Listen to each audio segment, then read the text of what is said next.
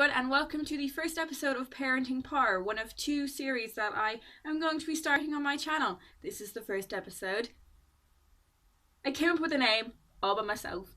Don't mean to brag, but alliteration's kind of my thing. This is kind of going to be an introductory episode to the series, and I think while the other episodes you can maybe watch in isolation, it would be really good to at least watch this one first, because it's going to kind of give context to the other videos and set up the kind of themes I'm going to be discussing. So when studying a children's prose module at university, I began looking at the adult-child relationships in Harry Potter with a focus on Harry himself and the effective absence of his birth presence on his progression throughout the series and how his relationships with other adults is changed by that absence. So Harry Potter is often considered a quest story for obvious reasons, but what I want to suggest with this series and this kind of argument that I'm going with for the series is that the real quest isn't for him to kill Voldemort and avenge his parents, but rather it is a quest to find a place of belonging and home and family, and that may be why we don't end the 7th installment of the series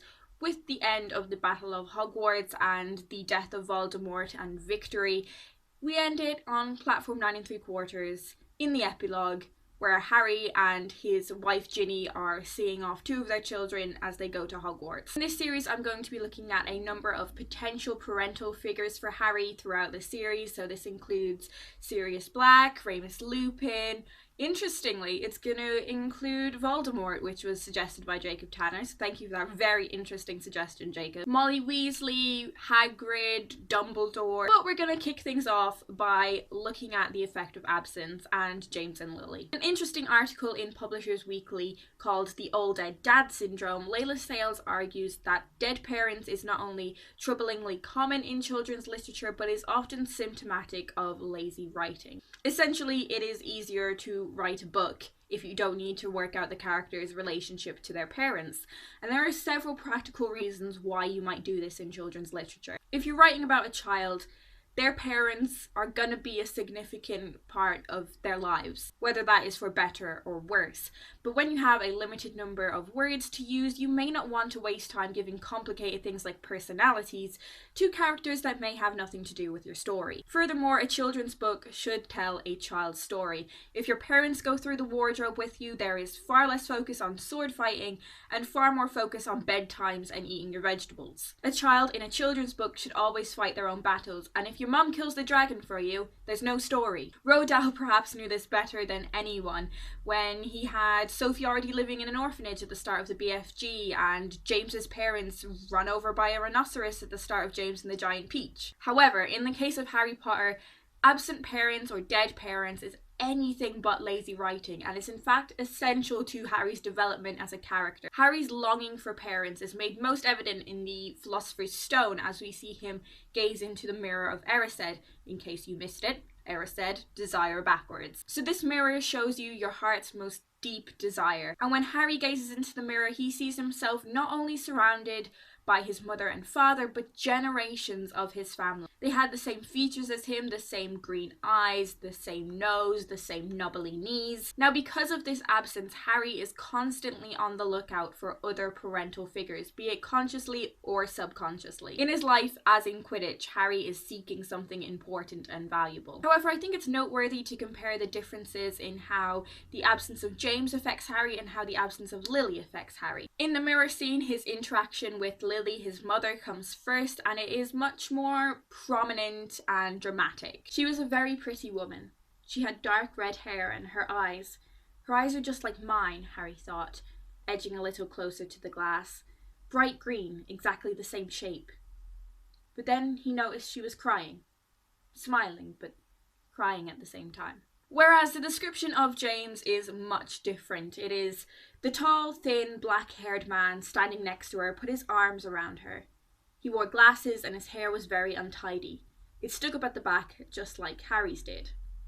This description is purely physical, as is his resemblance to Harry, and they don't really interact, and this is kind of similar to when Harry sees his parents at the end of Harry Potter and the Deathly Hallows. Several times throughout the series, Harry feels the need to live up to his father. Comparisons between both of them are drawn a number of times throughout the series, both in their physical resemblance, their attitudes, their aptitude for Quidditch, and also significantly, Harry comes to recognise his father's flaws, particularly in the 6th book when he realises that his father was quite a bully during his teens. The majority of people who knew James agree he was a good man, and if you consider Sirius's his best friends, descriptions of him almost too good to be true. Sirius Black and Remus Lupin, as well as those who knew and admired James, minimise his bad behaviour as mere mischief. According to Sirius, James is always incredibly brave, and according to Minerva McGonagall, he was always very intelligent, mischievous, but remarkably intelligent. On the other hand, we have Severus Snape, whose opinions on James are a stark contrast to many of the other characters in the novel. Once Harry sees Professor Snape's memories of James, which are the least subjective, but although not entirely objective, depiction of James, his opinion of his father worsens significantly. This episode kind of sets Harry on an existential crisis of sorts. His father was exactly what Snape had said he was. In Snape's memories, James did not look loyal or brave, he looked arrogant and mean-spirited. Harry is consequently very conflicted about his feelings on his father, and we get this insight into his thoughts in Order of the Phoenix. For nearly 5 years, the thought of his father had been a source of comfort, of inspiration. Whenever someone had told him he was like James, he had glowed with pride inside. And now he felt cold and miserable at the thought of him. Lily, in contrast, is seen as the ultimate good. She is flawless. Lily yields her own life to defend her son, and not only does this grant her a kind of martyr-like legacy throughout the series, it provides lasting and tangible proof for Harry.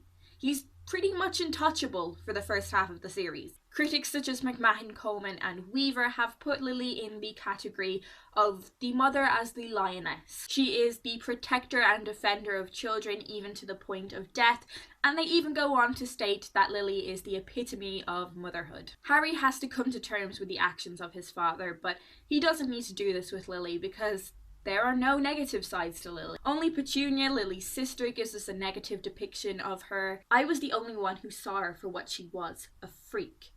But for my mother and father, oh no, it was Lily this and Lily that.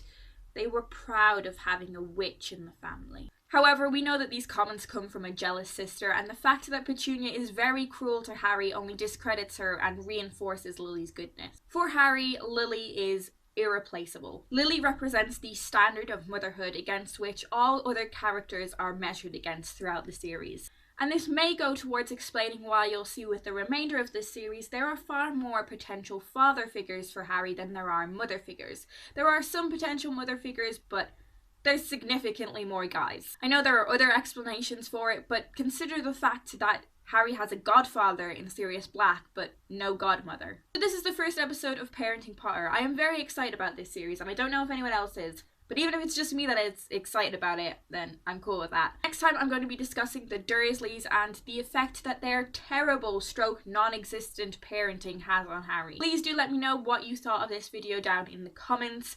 Was there not enough critical engagement? Was there too much? Was this video too long? Was it too short? Very much doubting it was too short. And if you want to see more of this series, be sure to subscribe and stuff.